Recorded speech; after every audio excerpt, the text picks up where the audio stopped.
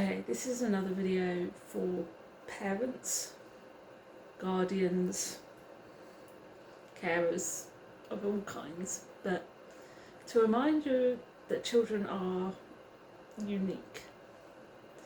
Not every child is the same as all the others, and when they hit school, they're going to be surrounded by hundreds of different children.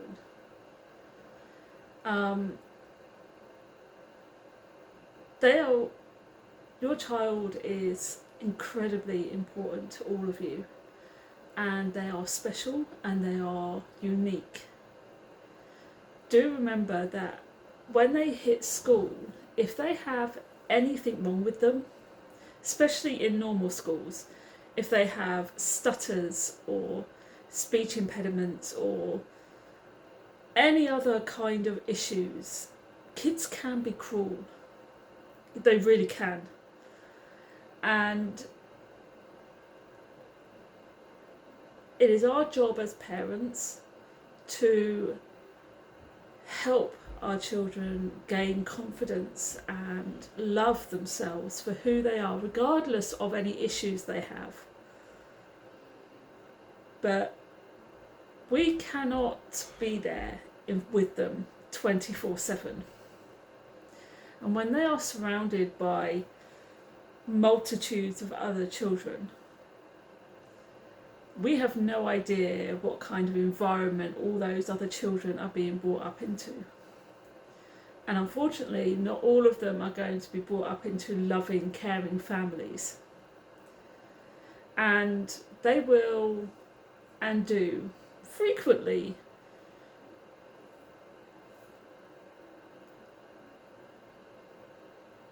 use that environment, and that environment will shape those children.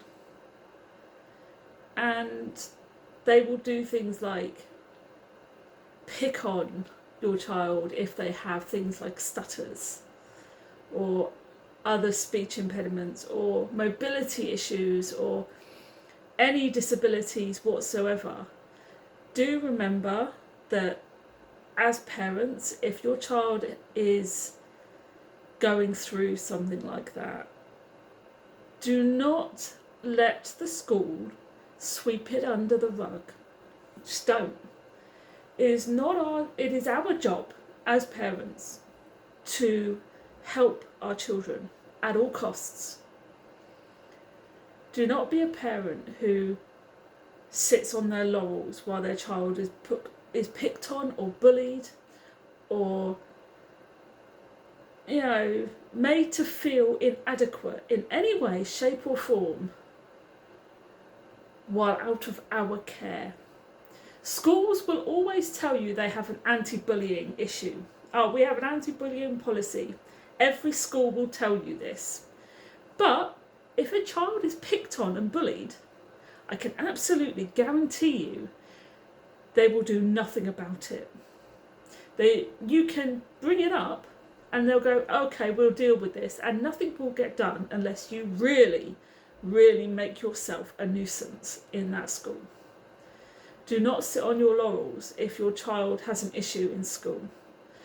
And I'm telling you right now, there are some kids that will pick on others simply for existing.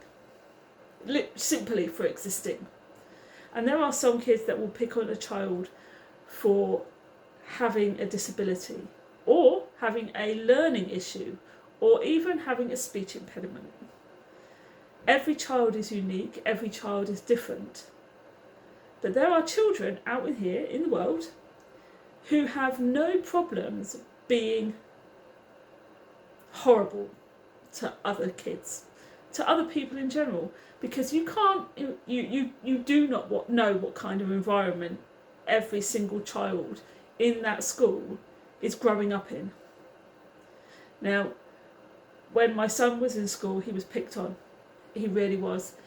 And it was vile. There was one kid in particular, and the school made excuses for him. Oh, but he comes from a bad home. Oh, he has a really horrid home life. Does not give you an excuse to pick on my son. He hit him. He kicked him. He did this to him. Oh, but he has a really horrible home life. I don't care if he has a horrible home life. Deal with him. Now, he made him feel so unsafe at school, he was terrified to go in. I had to threaten to... I made a formal complaint to the school board because they refused to deal with this kid and stop the bullying. That kid is now ended up in a special school for kids with anger issues and, for being a vile kid. He ended up in a special school because he was not allowed, because he was kicked out of every single school he was in the end, because so many people complained about him. He could not be in an actual school. He ended up in a school for naughty children in the end, for kids who had vile tempers and were bullies. And that head teacher of that school ended up being sacked. But it was too late. My son was so terrified of being anywhere near that school, I had to pull him out. I actually had to pull him out because they were they dug their heel. And when I made that complaint, it took so long for them to do anything, and my son was so afraid of the school, of being there, he would hang on me and scream and cry and be so afraid that I ended up moving him. And it took another couple of months after I moved him before the headmistress actually was fired and replaced. And that kid was kicked out not long after the headmistress was replaced. So, you sit there and you go, oh my days. Things like this happen, but they should never get to that extreme. But never be afraid to use that. Never be afraid to stand up for your children. Don't ever be afraid as a parent to stand your ground and to be the most annoying, most terrifying parent to every school your child attends. When your child starts primary school, be the most terrifying parent that school will ever encounter. If your child has any issues in the school, make sure they know who you are. Do not sit on the sidelines. Do not go, oh, well, maybe the school can sort it. Nah, absolutely not. Make sure that you get your ass in there and deal with it. Talk to the teachers first. Let the teachers deal with it. If teachers won't deal with it, take it up to the school office. If the school office won't deal with it, take it to their Senkos or their counsellors. If they won't deal with it, take it straight to the head. You go through their little lifelines, all their little people, and if nobody's going to do anything, go to the head. And if the head teacher refuses to do anything and nothing gets done, complain. Write letters of complaints over and over. And if that does not work, which it invariably does, it just does. If it's not that serious, a complaint will work. If it gets to the point like with my son, make sure you have a standby, a backup plan, because you do not want your kids terrified of being in school. It's that simple. School is supposed to be a safe space for them, a place of safety and learning, a place they want to be. You are leaving your most precious cargo. They are the most precious things on the entire planet. They're supposed to be safe in their care. So, some people will go through school, never be bullied, never have an issue. If that's your kid, brilliant, fantastic. That is amazing. But if you're one of the parents like me, where your kid has issues going through school, then make sure that you as a parent are heard and seen, and the school themselves are absolutely terrified of you because you make such a fuss, make such an issue, make so many complaints that they don't deal with it. They're really not going to like you. They're not going to like the outcome. Do not be afraid to make waves in your child's school. If you've got a child who has no issues going through school, It is the most amazing thing ever. If you have a child like mine who had issues all the way through school, one thing and another, on top of the fact that he is a special needs, so I was forever being called in, forever being dealt with. If it wasn't a bullying issue, after all the bullying kind of stopped or slowed down and we had no more issues there, I was forever being called in because I had to deal with other things that were going on because they couldn't handle his breakdowns or his meltdowns or his other issues that I had to deal with. If you've got children who forever need to be dealt with at school, because special needs students can go through main school, but they need constant attention. And if you're one of those parents, make sure you are heard. You don't want to be a parent who sits on the sidelines, ever. Schools need to know who you are. Again, if you're a parent of a child who flies through school, no issues, no problems, no anything. You don't need to be called in, you don't need to have phone calls, you're fine. Schools will love you forever. But if you have a child who, very much like mine, got bullied in primary school, make sure you are heard. Make sure you make waves. Make sure you're not afraid to cause problems for that school because they're not dealing with shit.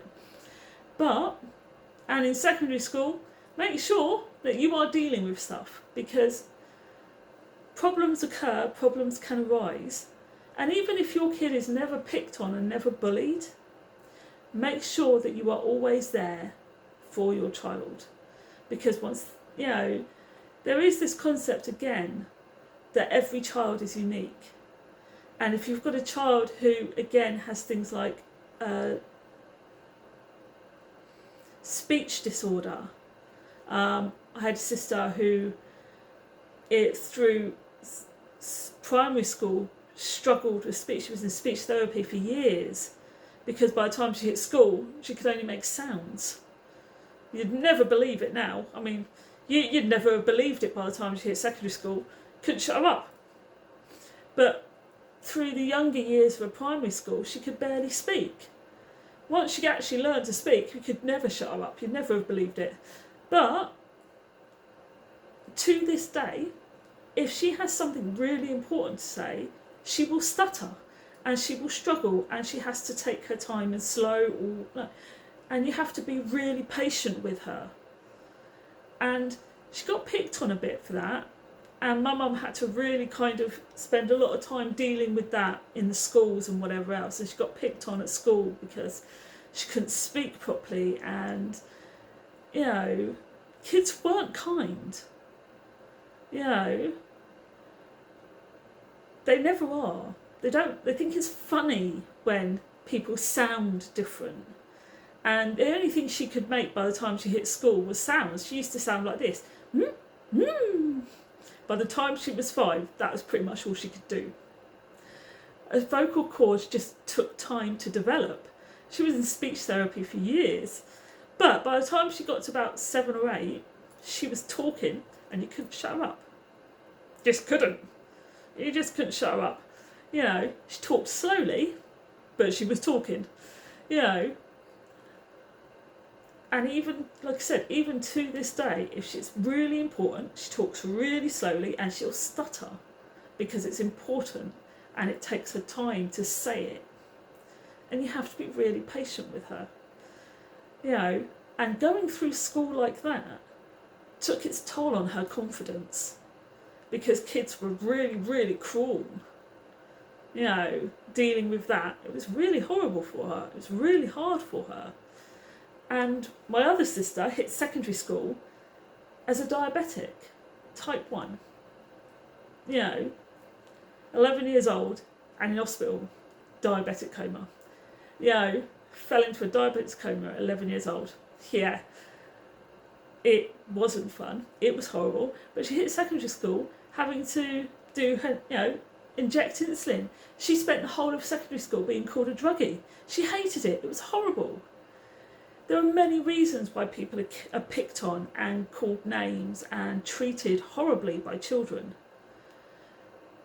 As parents, it's our job to protect our children, but it's also our job to help them gain confidence and stand on their own 2 feet. So once they're in school, it is our job to help them learn to stand up for themselves, but at the same time, it is up to us to deal with the school themselves. They can handle the kids, teach them that it's okay for them to stand up and protect themselves. Absolutely. No ifs, buts and maybes. If they're going to get picked on, they're allowed to give as good as they get. No ifs, buts and maybes. But as parents, we cannot sit on the sidelines and just expect our children to deal with it. These anti-bullying policies aren't there. They're not real. They just say it is. It's a placation kind of thing. Oh, let's placate the parents and say we have an anti-bullying policy. They don't. It's not real. It's not enforced. It doesn't happen. So, the children can deal with the other children. They can stand up for themselves. They can really eye for an eye. Absolutely believe that. Yeah. They're going to come for them. They can go for them too. Absolutely believe that. No ifs, buts and maybes. They can give as good as they get. We as parents have to give them the courage, the strength and the confidence to give them that, to stand up to their bullies. And as parents, it is our duty and our job and our right to stand up to the school. They can stand up to the children. We go straight to the school, and if the school won't do anything, we make appointments with their children's parents if we have to. Done that before. Yeah, they didn't like that. Yeah, make appointments with those bullies' parents and deal with the bullies' parents. Yeah, see, one thing those bullies can't do, one thing our kids can't do is deal with that child's mother or their father or their other carers. So we can deal with their carers and their parents or whatever, whoever's looking after them. But, so we can request a meeting with their, parents and guardians and deal with them straight on. We can make ourselves known as parents. It is our job to protect them and make sure that we give them the strength they need and back them up. It's not up to them to do it all. We give them the strength. We show them what it means to stand up to bullies. We go in there and we tell the school, we stand up for them so they can stand up for themselves too. That's how it works. And they are going to encounter a lot of different issues as they go through school, and it's our job to help them through it. And even if it means making appointments with schools and going, like, he's having this, she's having that issue, we're going to deal with this together. And even if it's an education issue, they're struggling with this issue at school, they're not learning at the same rate as this person, they're struggling with this, because there are some kids that have no issues all the way through school, but the one issue they do have is the way they learn. And the way they're learning isn't compatible with everybody else. So you have to make arrangements and meetings with the school to discuss other ways to help them. So we can help our children regardless of anything else. And help them with their education, help them make sure their education goes smoothly. It's our job to stand up for them, to protect them and to help them so that they, in turn, can help themselves and protect themselves. It's our job. It's what we do. We stand up for them. We go in there and we do that until they can go off and have the confidence, the strength to go off and protect themselves and defend themselves, because they know that they've got us to back them up. Don't send your children off to school on their own thinking that we're not going to help them once they get there. If they have a problem, they can come straight to us and go, this happened at school today. It's like, right, this is what's going to happen. You're going to do this and I'm going to do this. And then we'll see what happens after that. That's how it works. It's not a, well, you deal with it. It's up to you. You've got to just handle it. No. It's, you can do this. This is how you're going to do this. And I'm going to do this bit. Because we're going to sort this out together. Yeah. And if nothing happens after that, I'm going to do this, this and this. And we're going to sort this out because I'm not putting up with that. That's how it works. All right. Now I'm going to go because this has taken far too long. I think I'm going to go around in circles. Bye-bye.